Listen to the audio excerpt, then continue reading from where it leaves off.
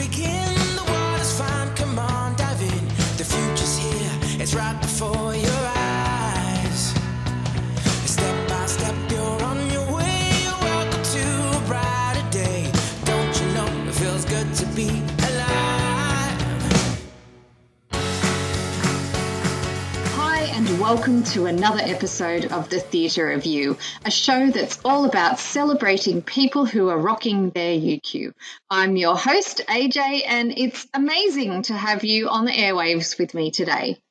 Today, I have brought you another delicious guest, and my guest today is originally from overseas, but lives here now in Sydney, Australia, and that is Marlon De Cruz. Marlon, are you there and on the line?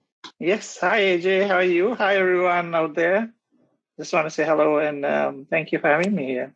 It's great to have your lovely voice joining us from Sydney, Australia. So Marlon, I have invited on the show because we haven't known each other a really long time, actually, have we, Marlon? We haven't known each other maybe just a month or two, would you say? Yeah, I think just over a month, I would say. Yeah. But I was struck by the quality of Marlon as not only a business leader, but just a human, and wanted to bring him on the show. So he is the director and co-founder of BISTEC Global Services. He's the director and founder of Biz Enable and the founder of Make a Day Brighter. You can already hear why I'm loving on this man. In 2006, Marlon co-founded Tetron, which was a global technology services company, and 10 years later he successfully sold it to a publicly listed company for an 8-figure number. So he is no shy person of learning how to build a business, make it work, and then sell it. So today he's a business mentor. He is a serial entrepreneur, and aren't we all a bit crazy like that when we are creators? He's a strategic connector, as well as being a technology expert. Far from being geeky, I think, though, what I guess grasps me when I met you, Marlon, and since we've been chatting, is that strategic connector side. And we'll get into more of that. But Marlon originally, as you'll hear, with a little bit of accent that's different to my Aussie one, he's originally from Sri Lanka. And he came here to Australia over 20 years ago. And so everything he's worked on and all of the ventures he's created have been through his hard work and through his connections and networks. So, Marlon, I hope I've covered that off okay. Do you want to tell us a bit about what's been probably, I guess, the most exciting part of your career to date? So thank you very, very much, AJ. That's like a very colorful intro. And thanks for having me here again. So, so what is the most, I would say, meeting people and connecting and helping people has been the most amazing journey that, has taken me through all those companies and various ventures that I've done. So I love the aspect of working with people. Mm-hmm. So as a technology expert, that most probably a contradiction because obviously technology is working with computers and hardware and all these connections and cables and stuff. But I love the fact of helping organizations and individuals, and I've been doing that from day one. So the customer service, and the people component is the one that I love the most. So, yeah. And it's exactly what has struck me about you is that connector part and your ability and willingness to share your connections and to find common ground, but also to make the effort that a lot of people don't always do to continue a connection and to make that a worthwhile and deeper connection than just a superficial. Because you're certainly not someone who reaches out on LinkedIn and just says, I'd like to link in, thanks, and that's it. That's all you hear from them. Where do you think that came from, this interest in people? Lots of people say I'm a people person. And from a branding perspective, I always say that's bad because everyone says it. But I think you're one person who can genuinely hang your hat on it. Where did that come from for you? So originally, as I said, as you mentioned on the bio, I grew up in Sri Lanka and grew up in a country area because my dad worked in like a company that had to be on the field. So I went to a few different schools and grew up with, a lot of, I guess, smaller schools and, rural areas. So what I learned from there is that the people knew each other, like people knew, everyone around you. Like, so we didn't have, things are busy, but, like when you're in a very populated area or a city, you don't normally tend to know what your neighbor's doing, or you don't know who 3 doors down the road, who they are and stuff like that. So when we growing up, like we, just played cricket on the main road, because when there's a car is not there to put like a garbage bin or something like that, and we play cricket, and the vehicle comes, we move it, and we play it again. So like this, we connected with a lot of community, and I would say that's where the roots of that real passion to connect with people came from, because it was very natural, it was very powerful, and you're always there. So for example, I'll give you AJ, if we had the street that our house was located at, it had trees and it had shrubs and things like that. So every say 2 or 3 months, especially in the monsoon rains comes and stuff like that, the shrubs grow. So we had to do maintenance. Now the council did maintenance, but it did it very, I guess, couldn't do it as frequent as we wanted it to. So the whole street would get together and organize a little luncheon thing, like a picnic on the road, and we'll clean the whole road up. If there's any potholes, we'll cover that up, right? So the sense of community and the connection and the way that we all work together, that really was maybe one of the key reasons that I'm most probably like that even now. So. And I know we've talked a bit about your company culture, you and I, before, and how you're really looking to build a culture that is, in a way, a mini community and a tribe, and where people feel a sense of belonging and have shared values and really experience, a work family. So you're doing it in practice as well. How do you find other people and your employees experience that? Do they embrace it? Are they hesitant about it? Because not everyone grew up in a country or rural village, right? Yes, that's correct. So there's a couple of ways that I think, you could, set that up, or you could, invoke in people. So what I believe is that, when us as leaders, we portray friendliness, caretakership, really looking after the people, and also set up like the systems, the tools, the processes and procedures in the organization. And also for these days, there's a lot of, we talk about human resources, it doesn't really touch the human aspect normally. So spend a bit of time, I guess, really designing that and working that out, that you don't have to experiment it, because it's already, a lot of experts and speakers are talking about the whole cultural aspect of, how you look after the people. I think that sort of rubs off. So the people, together.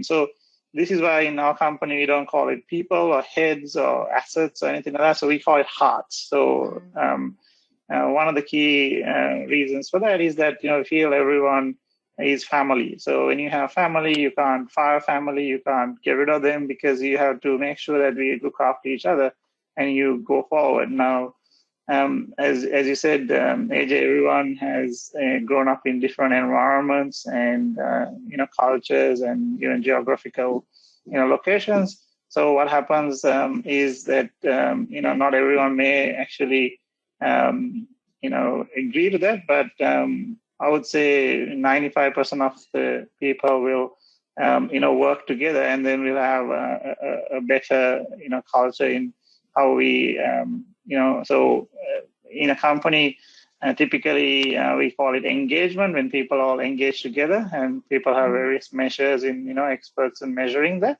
So my measurement of engagement is when you wake up in the morning, if you feel like, I have to go to work versus I need to go to work. Like, so the difference is like, when you're like so happy to go there and it's all your friends and you hang out, and then I think, you've done everything right. Now, for example, the team, especially the BISTEC Global in Sri Lanka currently has been locked down for like 3.5 weeks. So military curfew, they cannot go out of the house. And the first complaint that they have is that we want to go to the office because it's bored at home. They're still doing all the work that they've been operating, but they're missing that. So we've had like a couple of sessions of like, like trivia evenings and things like that online. So with 45, 50 people on the Zoom call. So it was fantastic. Yeah. That's great. And that's a real, I guess, demonstration of when a culture is working, that people are actually missing each other and wanting to spend the after hours, doing a trivia night. I think that's amazing and a real testament to the culture, and also not just to the leadership, but the people for embracing it. And what that strikes me, similarly to the concept you were talking about the village taking care of the road and fixing it up, is that there is two sides to what that leadership looks like. And that is that there's care, but there's also responsibility, because you said it is about setting up the processes and the systems and all of that, as well as caring for people. It's not just about loving them. You still have to be commercially viable, and you've still got to operate and have responsibility, and there are laws that we have to follow, etc. And given you've built a company and sold it, what are some of the lessons that you learnt through that process of how that care and responsibility and leadership showed up?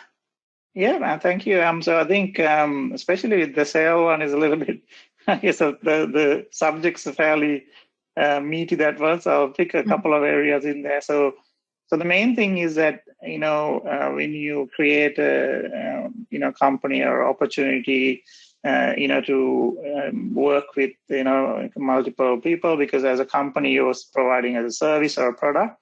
So you have to really, understand what you're doing and do it to the absolute best of your ability, right? So that's number one, I guess, if you set up a company just to make money, it's going to happen the way we all know that. So it has to have real passion or, commitment to providing that value to the other parties who either purchasing it or a partner of you or whatever it is. So when you have that, and when you do that abundantly, what happens is you just create a massive value system that, then we call it a good company. So, and as a part of that is if you have, maintain a great culture by looking after your people. So that means like you're looking after your hearts. You're not letting them get run over by any, buses or or you don't let any tigers eat them in the jungle, Yeah. So that means like you really need to look after them. So you, as a leader, as a head of that group, you have to always be the person who's awake, if they're sleeping, So this goes to a real tribe, mentality, that the tribal leaders didn't sleep at night, because they are the ones who are looking after the, village and the entire environment. So we, in the modern days, we talk about all these, very sophisticated words and gadgets and pivoting and things like that.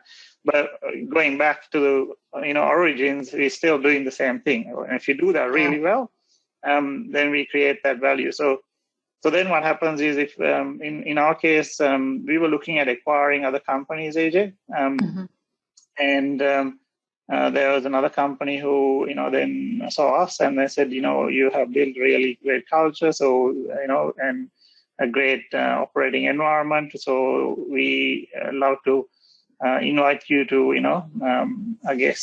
merge and do whatever they needed. So that's why we started there. And then, we had 5 partners. So, all of us wanted to most probably go and do something a little bit different, not from, technology-wise or service-wise, but I think, when you're working for 10, 15 years with, a bunch of people, sometimes, you just want to get a bit of, move on and get fresh and, also create, cash in the value that you created. So, yeah. And the only downside to, I guess, selling a company is that, it's sort of like giving your baby away, especially when you work for that long. So, yes. So that was a bit hard one. Apart from that, I guess, creating value and, creating value, if that's your passion, you become a serial worker, entrepreneur, whatever you want to call it. So AJ, you especially, help a lot of people in, very, very diverse companies in those environments. So, so your value creation in there is, immense. So definitely that's one of the areas we need to chat about and how we, go about helping people and, how even when you make a connection, even if it's online, you can find that very easily when you experience, I love that. And I love that it keeps coming back to culture, obviously, because I'm a huge fan and I really believe in that statement and saying that, culture is strategy for breakfast, but that even you are appealing to another company to merge with and to be bought out by because of that culture and the operating environment, obviously. So it just shows the power of that, which still could be very underestimated in this strongly capital world. And I think, if anything, what COVID-19 is showing us is the importance of, like you said, being the chief that looks after your tribe and is the one that's not sleeping at night. And now is, our most poignant time for people to be doing that. Yeah.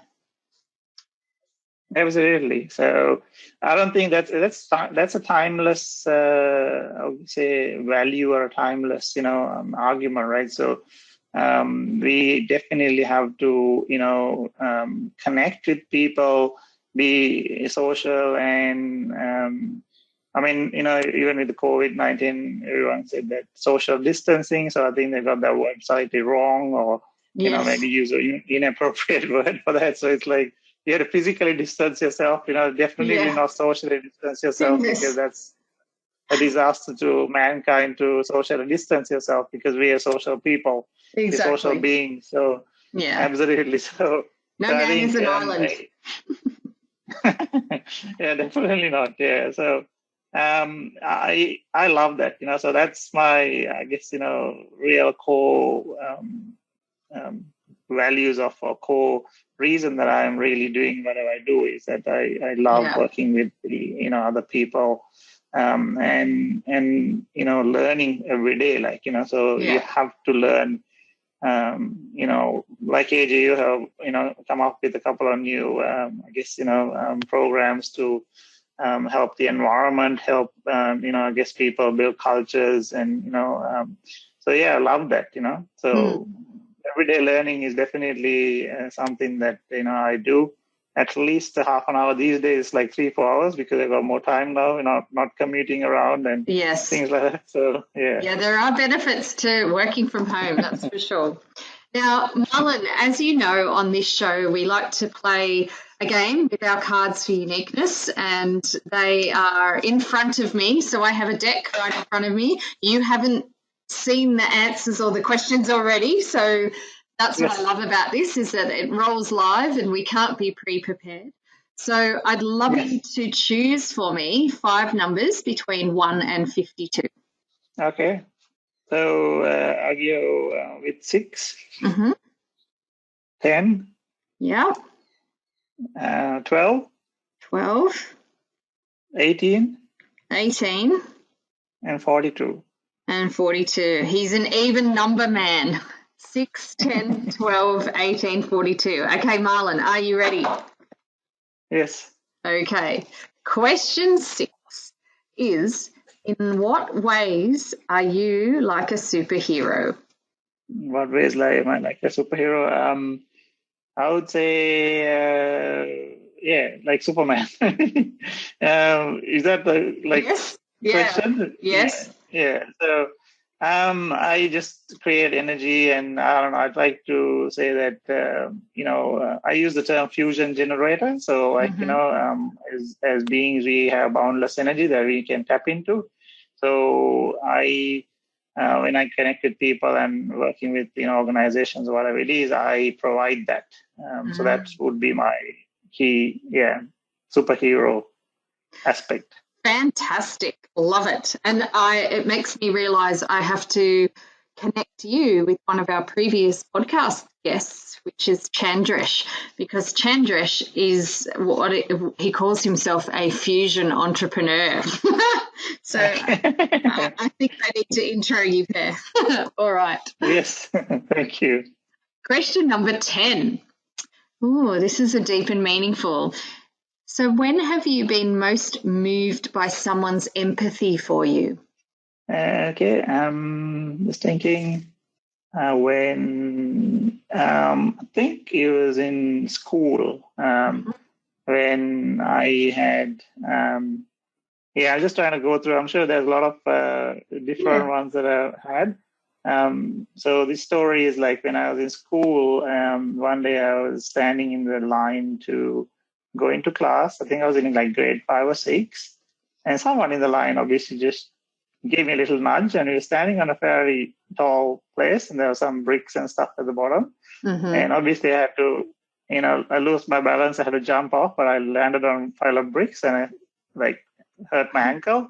Ooh. And one of the friends I had really took me, and that's like one of my earliest recollections of someone really taking me home and helping me, and and the teachers and stuff like that. So yeah.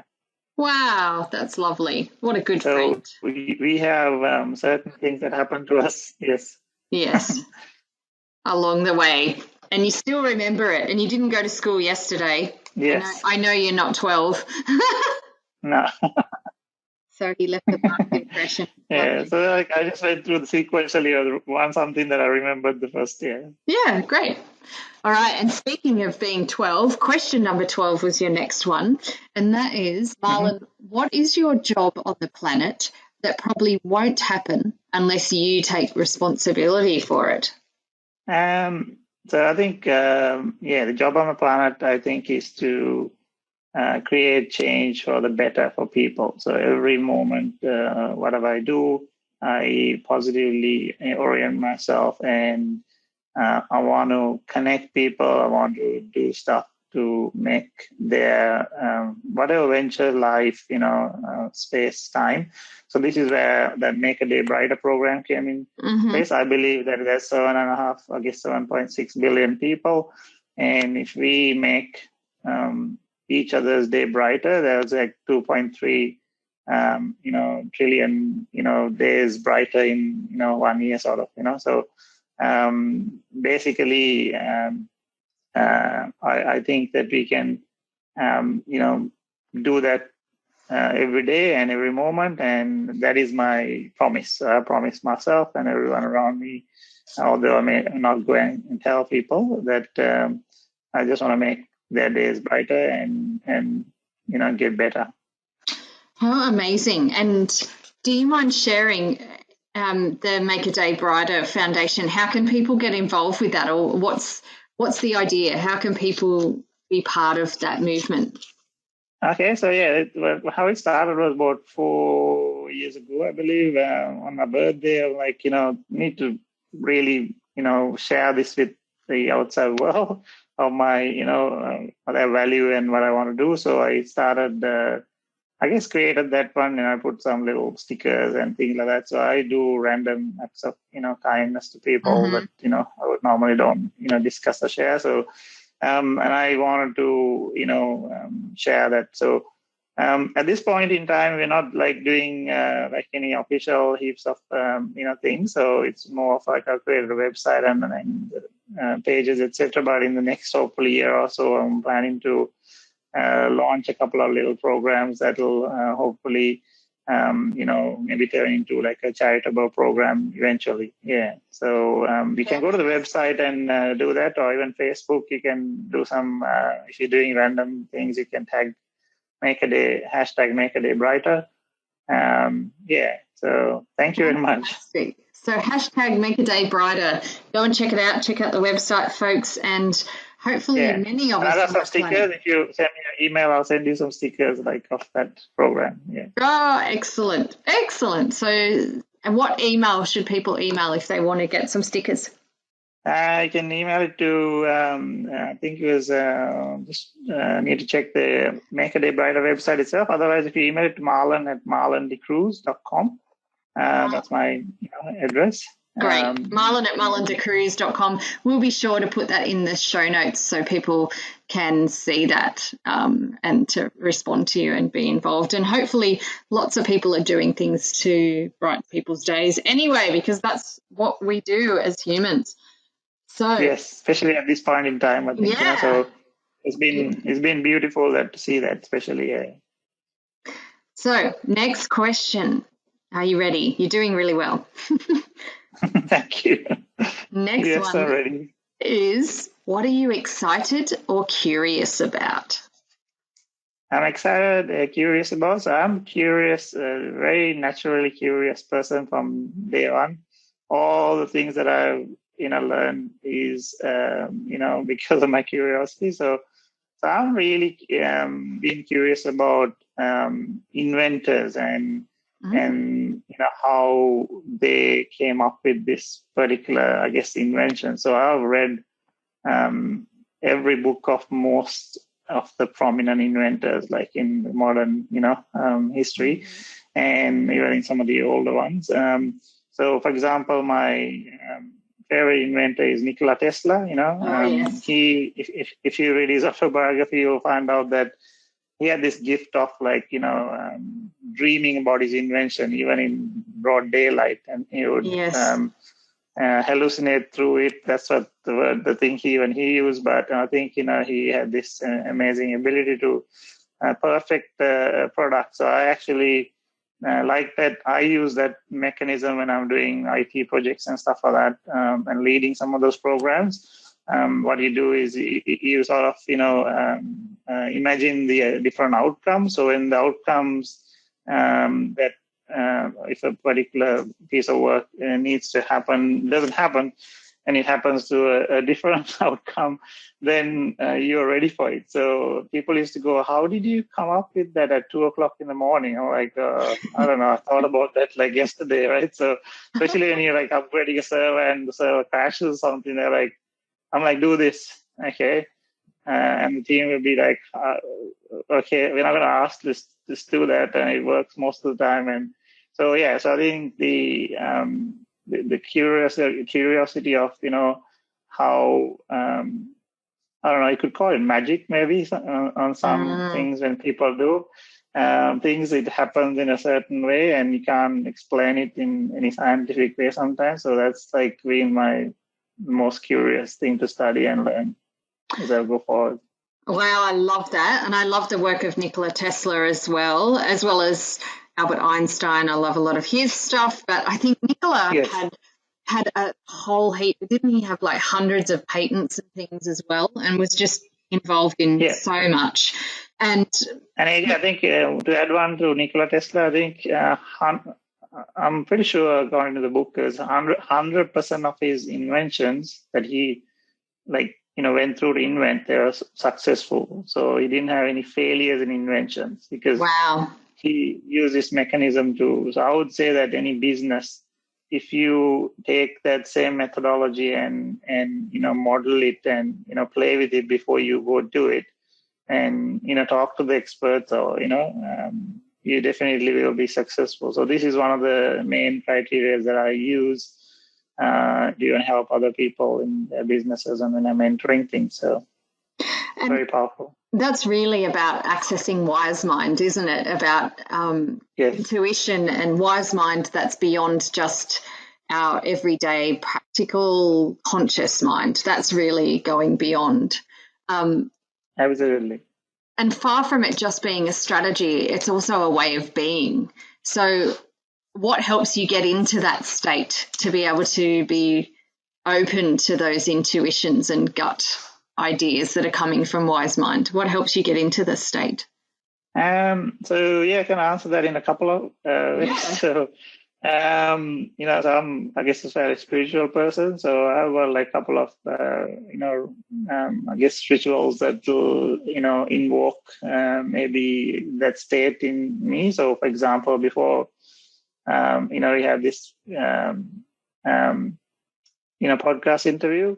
Yeah. I use that and, asked the universe to give me all the, energy and the, braveness and the words to share it so that we can share it with everyone else. And, people can use that as they go forward. So, that's like one of them. The next one, I guess, is, if you, being prepared, I guess, not ultra prepared, but at least prepared with the material and the, and the consciousness to, help people through, what you're planning to do. Like, so for example, if it's a workshop or if it's a, project or a speech, be absolutely ready for that by,